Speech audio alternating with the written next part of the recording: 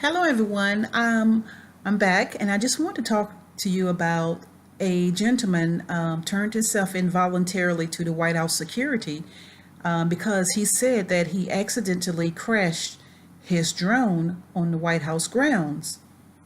He voluntarily turned himself in to the White House security after 6 hours after the device had crashed. Okay? Um, that's a red flag there. It looks like early Monday morning at 3:08 a.m., he crashed his drone on the White House lawn. And for 6 hours, he was gone. And I guess he got scared and came back and turned himself in. So the White House security, they've already cleared this gentleman, but they will not release his name. Okay, I am a criminal justice major, and I would not close the investigation on this because why would he be flying a drone over the White House on the southeastern side? I mean, it's actually on the lawn. It was flying over the White House, over the building, and then it crashed. So to me, that just tells me, out of curiosity, this gentleman may have wanted to know if he could sneak something of that small size onto the White House perimeter. Now, the White House security said that it was a commercially available drone, which it is. And you can see by the photo, it has 4 propellers and it's called a quadcopter drone. Apparently, the gentleman, it says here, a man believed to be a recreational drone operator accidentally crashed a small device onto the White House grounds early Monday. According to investigators, briefly triggering a lockdown and reinforces concerns about security at the executive mansion. Sorry about that.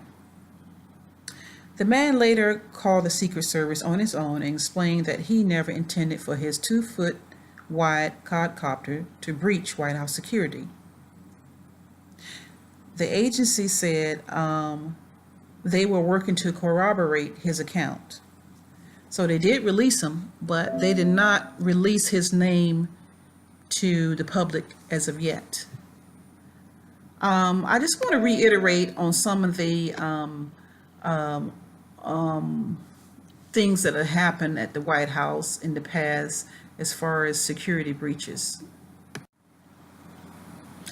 Now, the incident follows a series of lapses in security at the White House and a shakeup in the leadership at the Secret Service. In September, this past September, a knife-wielding man scaled the fence at the White House and ran through much of the mansion's main floor. In the same month, an armed private security contractor who also has a felony record in Atlanta, Georgia, boarded an elevator with Obama, and security didn't catch that. In a series of reports, the Washington Post has disclosed how the Secret Service has failed to respond well after a gunman shot at the White House in 2011. Now, that incident raised major concerns among lawmakers. However, small drones, according to the White House security, small drones previously have violated the highly restricted airspace near the White House and the Capitol.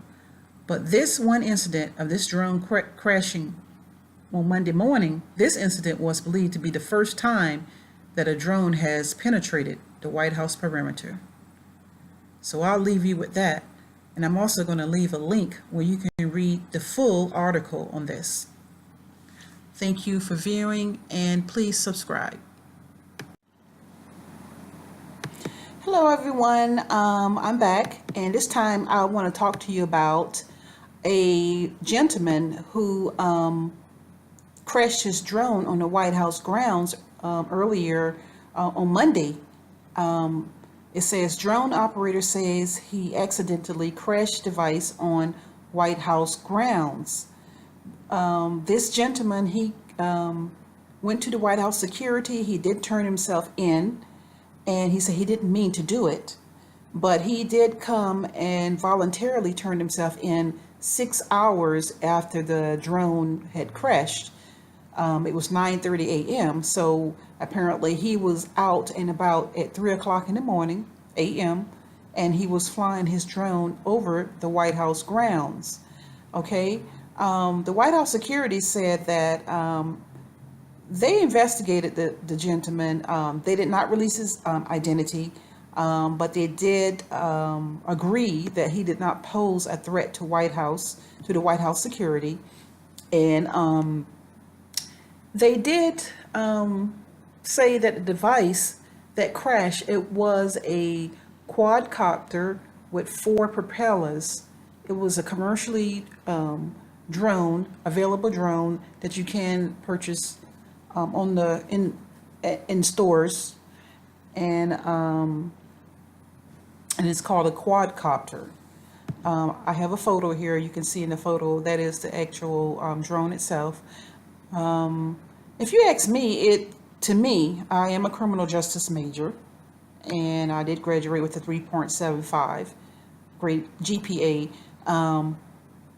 If you ask me, I would say I would keep this person, a close eye on this person, and close watch on this person, because when you think about it, they were flying, it says here in the article, at 3:08 a.m.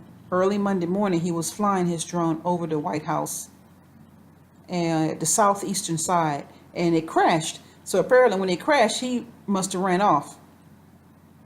I mean, I would actually say that this is probably a person seeing if he could get away with it, seeing what security level was at the White House at the time by flying something as small as this quadcopter drone.